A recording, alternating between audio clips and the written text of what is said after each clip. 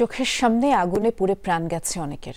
বিশ্বাস করতে পারছেন না নিজের বেঁচে ফেরাকে। এমন এক ধরনের ট্রমার মধ্যে আছে মাইলস্টোন স্কুলের শিক্ষার্থীরা। অভিভাবকরা জানালেন স্কুলের সামনে ছুটে আসতে চাইছে তাদের সন্তানরা। এদিকে আজ দর্শনার্থী সাংবাদিক কাউকেই ক্যাম্পাসের ভেতরে প্রবেশ করতে দেওয়া হয়নি। কর্তৃপক্ষ জানিয়েছে স্কুল খোলার বিষয়ে রোববার সিদ্ধান্ত নেওয়া হবে। বাবা মা কলেজের হোস্টেলে থাকা সন্তানকে নিয়ে বাসায় চলে যাচ্ছেন। ক্লাস শুরু হতে দেরি হবে, তাই সন্তানকে আর দূরে রাখতে চাইছেন না তারা। বাবা আমি নিরাপদে আছি, ভালো আছি, আমার কোনো সমস্যা হয়নি। তখন আমি একটু হলাম, তারপরে আমি চলে আসবো, কিন্তু আমি আসতে পারলাম না।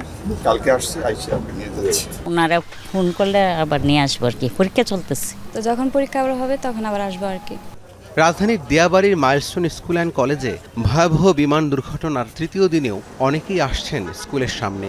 শিক্ষার্থী, অভিভাবক থেকে শুরু করে আশপাশের মানুষজন আসছেন স্কুলটির সামনে। আমার মেয়েকে নিয়ে আসছি, জাস্ট আসলে খুব খারাপ লেগেছে শুনে।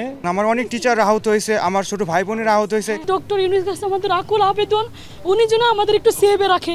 তবে বুধবার বন্ধ ছিল মাইলস্টোনের প্রধান ফটক। দর্শনার্থী, সাংবাদিক কাউকেই ভেতরে প্রবেশ করতে দেওয়া হয়নি। স্কুলে মোতায়েন রয়েছে আইন শৃঙ্খলা রক্ষাকারী বাহিনী। চোখের সামনে বিমান দুর্ঘটনায় প্রাণ গেছে সহপাঠী বন্ধুদের। সেসব দৃশ্য এখনো মনে দাগ কেটে আছে।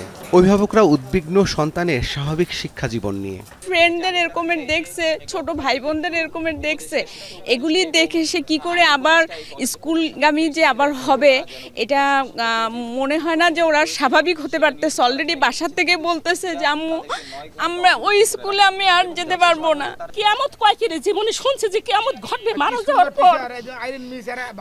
আসলে এরা চোখে দেখার মতন জিনিসটা। এই যে মনে করেন ওপেন প্লেস যেসব কলেজ ক্যাম্পাসগুলো, বড় পার্মানেন্ট ক্যাম্পাসগুলো আছে, আমার মতে এই ক্যাম্পাসের উপর থেকে সব ধরনের প্লেন, যাত্রীবাহী প্লেন, বিমান প্রশিক্ষণ প্লেন, এই নো ফ্লাইং জোন ঘোষণা করা উচিত আমার মতে। আগামী রোববার পর্যন্ত স্কুলের একাডেমিক কার্যক্রম বন্ধ থাকবে বলে জানায় স্কুল কর্তৃপক্ষ। রাব্বি সিদ্দিকী, যমুনা নিউজ, ঢাকা।